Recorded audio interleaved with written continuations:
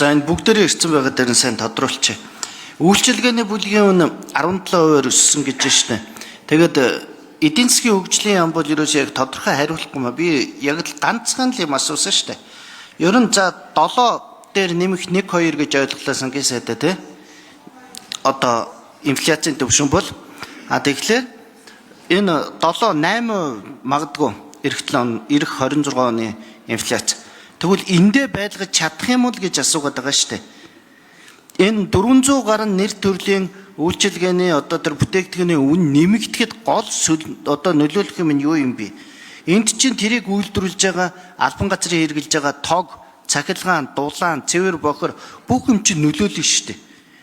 Дээрээс нэмэгдээд одоо энэ үйлчилгээний бүлгийн үн өссөн гэдэг чинь бол өөрөө үйлчилгээний бүлэг гэдэг чинь дахиад энэ бүтээгдэхүүний чинь тарааж байгаа юм байна. Ингэхлээр энэ инфляц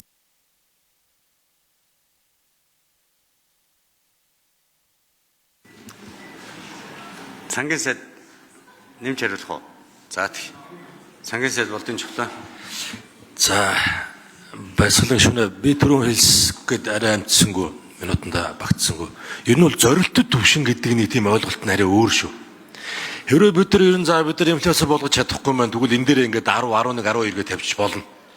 Тэгэхээр ямар ч хариуцлага байхгүй болно. Бодлогын шийдвэрүүдийн тийм одоо хатууруулах орон зай байхгүй ингээл тавьширч.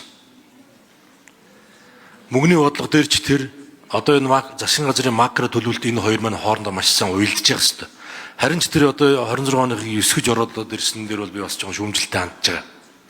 Монгол банкныхтайгаа уялдах хэрэгтэй байхгүй. Ядаж Монгол банкны зорилт төвшингийн дээд хязгаар буюу 8. Тэгжээж төсөв мөнгөний бодлого хоёр маань нийцтэй.